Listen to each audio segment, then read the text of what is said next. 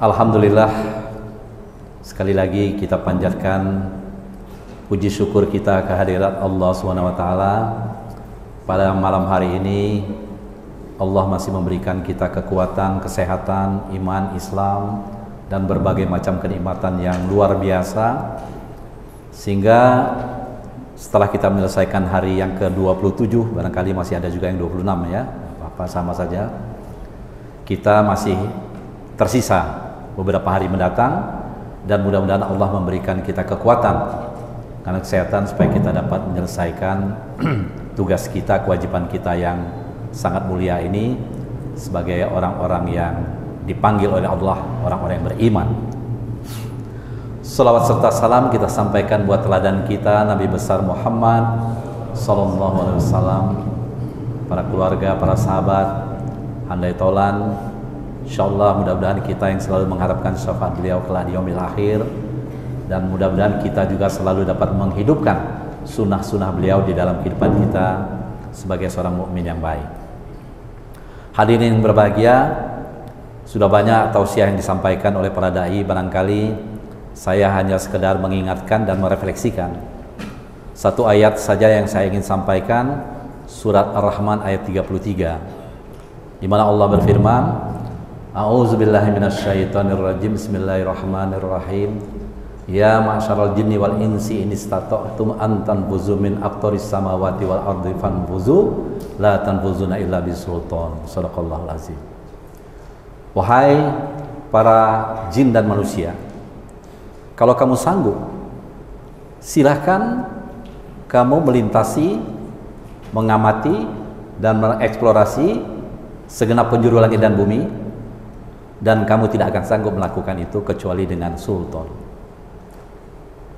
Banyak yang mengatakan bahwa kata sultan ini bisa berarti akal fikiran, bisa berarti ilmu, tapi di dalam beberapa tafsir Al-Misbah dikatakan sebagai kekuasaan atau kekuatan dari Allah. Nah, unik sekali surat Ar-Rahman ini karena satu-satunya surat yang menggunakan Asmaul Husna. Tidak ada surat yang lain menggunakan nama Allah. Ar-Rahman adalah salah satu sifat Allah yang Maha Penyayang. Yang kedua, beberapa ulama juga menyebutkan surat ini disebut sebagai Arus Quran, Arus Al-Quran, pengantinnya Al-Quran. Kalau kita membayangkan pengantin itu tentu membayangkan yang indah-indah ya. Dan memang indah sekali pernyataan-pernyataan Allah. Kalau kita perhatikan ada 78 ayat, 31 diantaranya adalah pengulangan fabi ayyi ala rabbikuma tukadziban. Satu pertanyaan yang tidak memerlukan jawaban, yang ingin menegaskan bahwa maka nikmat Allah yang manakah yang kamu dustakan. Kita ini adalah khalifatullah fil ardh, khalifah Allah di muka bumi. Berat beban yang kita emban itu di dalam kehidupan kita ini, tapi sebagai orang yang beriman, kita tidak merasakan itu sebagai beban. Kita merasakan itu sebagai satu irama kehidupan orang beriman yang memang harus kita lakukan. Kalau kita menganggap bahwa itu beban, ya memang berat ya. Dan ada seorang peneliti, Dr. Alexis Carrel, mengatakan mekanisme tubuh manusia ini kalau menganggap pekerjaan itu sebagai beban, itu akan mudah lelah ya.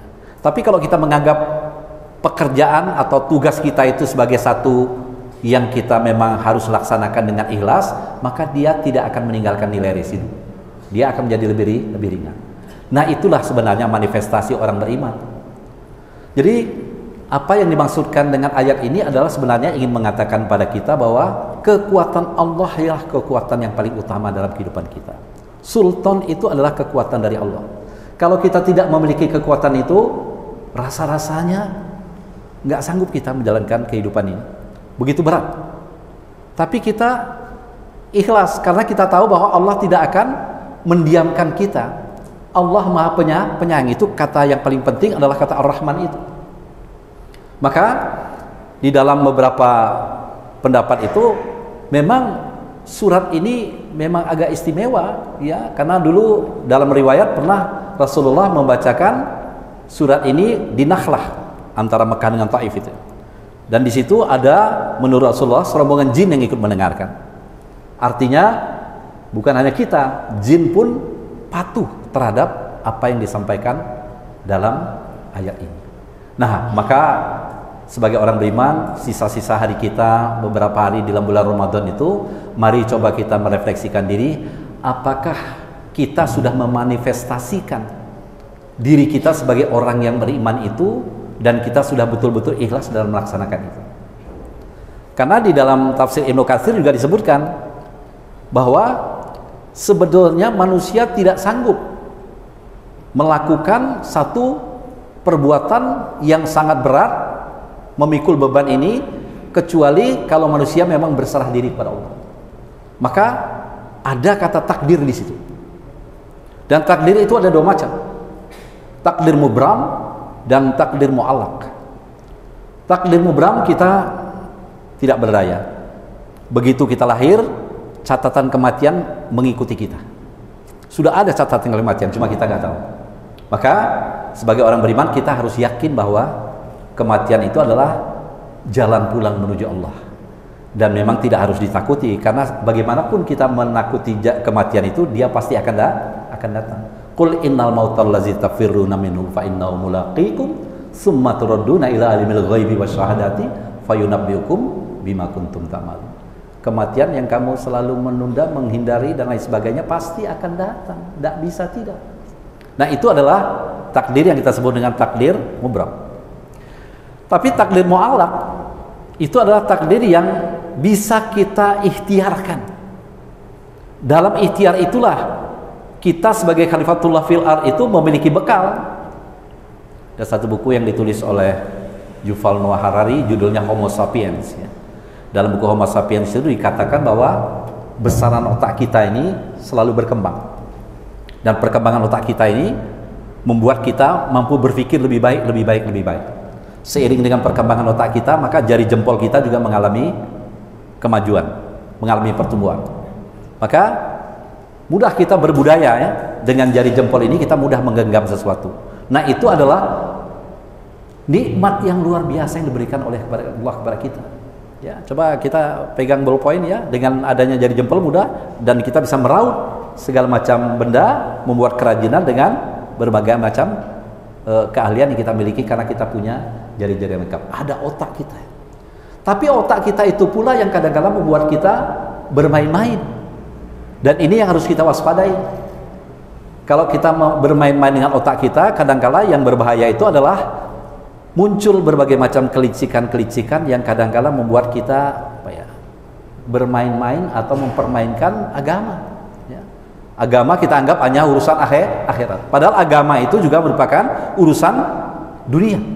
Di dunia inilah kita diatur kehidupan kita, dan berbagai macam catatan amal kita adalah catatan amal yang ada di dunia ini, dan itu nanti yang akan dimintai pertanggungjawaban oleh Allah. Maka kembali kepada takdir mu'allaq tadi. Apa ikhtiar kita dengan kemampuan akal kita, dengan kedudukan kita sebagai Homo sapiens itu? Pertama adalah thalabul ilmi, perbanyak menuntut ilmu, karena sekarang itu kalau kita tidak berilmu, kita akan menjadi generasi yang termarginalkan oleh kehidupan. Kita menjadi generasi yang tersingkir. Terasa betul informasi yang begitu deras masuk dalam kehidupan kita, kadang-kadang kita sendiri tidak mampu menyaringnya. Bukan apa-apa, ya, karena informasi itu kadang-kadang dibungkus dengan berbagai macam propaganda yang luar biasa. Filter kita bekerja apa enggak? Nah, di situ ilmu dibutuhkan. Kalau filter kita enggak bekerja, apapun yang masuk itu kita anggap baik-baik saja. Padahal mungkin itu dapat menjerumuskan kita ke dalam perbuatan-perbuatan yang nista, misalnya hoax atau informasi yang sampah, garbage information dan lain sebagainya. Itu yang pertama. Yang kedua, kalau sudah kita memiliki ilmu, apalagi yang kita butuhkan sebetulnya? Yang kita butuhkan adalah akhlakul karimah, akhlak yang baik. Karena Rasulullah sendiri diutus sebagai penyempurna akhlak. Innama bu'itsu liutammima makarimal akhlak. Aku ini diutus, sabda Rasulullah, untuk menyempurnakan akhlak. Apakah akhlak itu bisa sempurna dalam satu perjalanan waktu? Tidak. Akhlak itu sempurna dalam proses. Dan kita terus mencari atau menemukan proses itu untuk menemukan jati diri kita. Siapa kita sebenarnya?